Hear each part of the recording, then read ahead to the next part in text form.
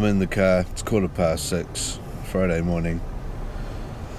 Today's going to be a busy day. I've got quite a lot on at work, and then when I get home I've got to pack up all the gear tomorrow for going and doing a film shoot in the Wairarapa, and I'll be taking the cameras along to vlog that as well. So let's get going.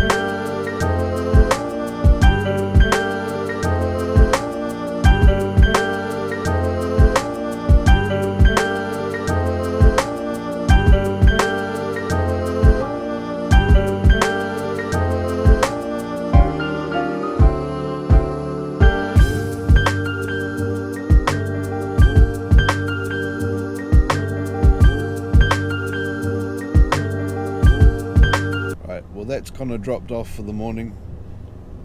Just heading into work now. Go find the usual coffee and kebab. I might make it a date scone this morning.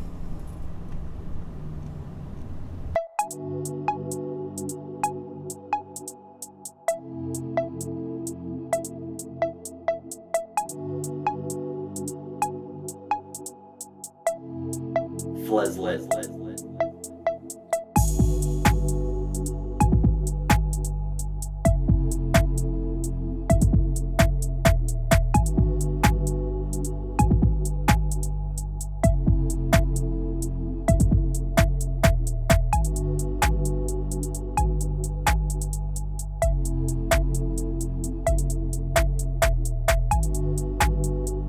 Not a bad day at work, not a bad day in general. Beautiful clear skies, which is really nice after having about a whole fortnight of fairly torrential rain and ugly weather and heavy winds. So I've got to head back anyway, and when I get home I'm going to be pulling out all the camera gear and setting it up for the weekend. I've got a couple of shoots on, we're doing some music videos and doing some scenic footage. So be having a pretty full-on weekend, and I'll make sure that I get plenty of behind the scenes and material for the vlog.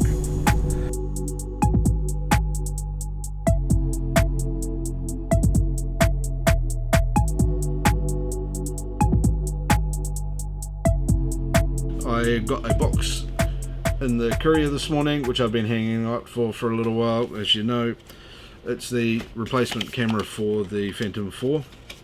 So I'm just going to go and pull it out of the container. They can go over there. Right, it's really well packaged as you'd expect from DJI. I'm just going to carefully pull the camera out of the casing. There we go, that's slightly better. So I can just slowly edge that there out of the box thing. Carefully pulling up the camera and the housing at the same time. There we go. Don't want to twist anything. Okay, that's great. That's just the gimbal, all pre-wired and everything. The inside of it, for anyone who hasn't seen Phantom gimbal inside before. So that's the whole housing that fits on the bottom of the P4 drone. So I'll just put that down over here. Right. So here's the one I've broken. Managed to get caught in a gust of wind the other day and landed in a tree. Obviously not the best thing for it. Now the other day when I was having a look at it, I already took all the screws and stuff out of it, so it's just sitting there at the moment, not doing a hell of a lot. Right, and I've already taken the screws out from around the side. There's just a couple in there, a couple on the other side, and 4 around the corners. Pretty easy to do. And then that just lifts off carefully. You can just get your fingernails in around the edges, or a screwdriver or something if you're more precious about your fingernails than I am. Okay, that just lifts away. Now you just lift it carefully, and up underneath here there's a couple of cables. Now you can see those cables also in here. So what I'm going to do is just carefully prise those 2 clips there off the board inside the drone. I'll just hold that up there briefly so you can see them. Just down the back there where they go in. Tilt that back around that way. I'm just trying to move this around so you can see it more easily. There's just this little silver cap that runs across the top of them that you can see there. Just runs across there. And there's a little screw on that side and a screw on that side. I'm just going to quickly zip those out. Not quite long enough to warrant any sort of background music, but you know how it goes. There we go. And then just carefully lift that out with the screws in it so that they don't get lost. Magnetic screwdrivers every time. Okay, now that I've lifted that cap out, these 2 cables just pull loose very easily. There we go.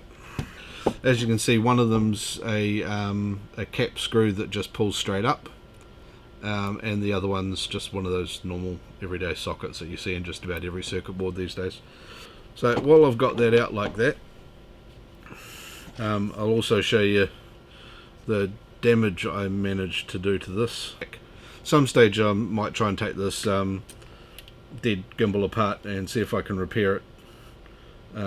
Just because it's already dead, so what more damage can I do? But anyway, I'll put that one aside, and then I'll take the new gimbal here,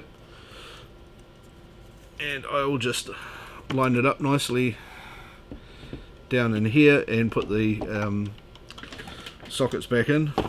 Camera angle is not exactly great for this. Okie dokie, I will hold this up for you so you can see it a bit. So I'm just going to slot those 2 cables into there now, but I'm going to do it down on the desk so it'll be out of view for a second, because I need a slightly wider lens than the one I'm using now, I think, for doing this kind of work.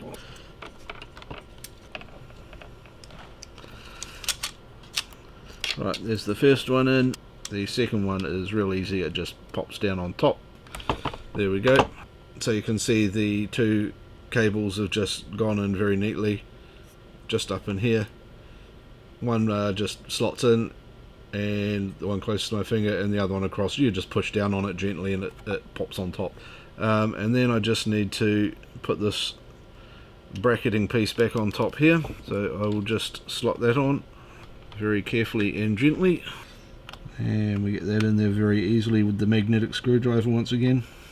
Okay, I've just grabbed the GoPro as well, just so that you can get a bit of a look at what I'm doing internally here. So I've just plugged in this cable here, and I'll just quickly pinch it a little bit to make sure it's nice and tightly in the socket. This cable here is just a press down type that sits onto a connector plate, and then this plate here on top, I've just screwed the 2 screws down on either side again. That just holds those in place. Sweet, and now I can put the rest of the camera assembly back on top and screw in the housing screws. So there we go, the camera is in place now, and the housing slots on there quite nicely and tidily. Now I've kept the housing screws aside here where I had them earlier from when I took the thing apart. Now the housing screws are all the same size, so you don't need to worry about them. To get into the thing, you do need to make sure that you do have a set of torque heads. So I think this one is a T4 or something like that. They're quite tiny little torque heads that just slot into these and then screw into the side and into the top and bottom. So once again, I'll just show you here, there's just a couple of screws in the side here, 4 around the top and 2 on the other side. That's that one I'm just starting to put in now. So I'll just put that one in quickly and just get it finger tight. And then what I'll do straight away is I'll just stand the thing up here, and I'll grab this battery back and put it back in, and I'm just going to quickly power it up and make sure that the gimbal lines up and points itself in the right direction. So here we go. I'm now going to just power it up, and you hear that all familiar that we're used to with the DJIs, and as you can see there, the camera has lined itself up and is tracking quite beautifully. Awesome. So I can power that down again, and I'll put the rest of the screws in. So that's how easy it is to change a camera plate on a Phantom 4. The Phantom 2 that I had earlier, which we also crashed into a tree, I haven't replaced the camera plate on that one because the price, given the age of it and the fact that I wanted to move to the Phantom 4 anyway, just made it not worthwhile at the time, though I might do that later. That was a lot more effort to get the camera on and off and unplugged and everything. This one's a lot easier. They're definitely improving the design all the time, and I'm really looking forward to Phantom 5. So anyway, I'll just get this put back together, and then tomorrow we can go try it out.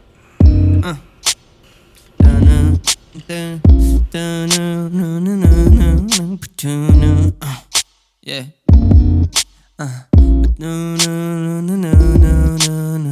It starts like BB, and then it proceeds to LOVE. And maybe, baby, or let it be. They say, if you love it, then let it be free.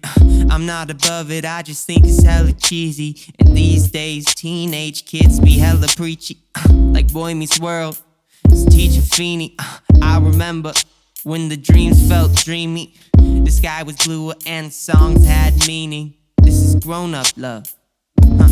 Yeah, this is own stuff. Better pick your phone up, love. If you don't know what's up, then you don't know what's up. Then I don't think that you know much love, cause love is work. Yeah, can't put a number on it, money down for what it's worth.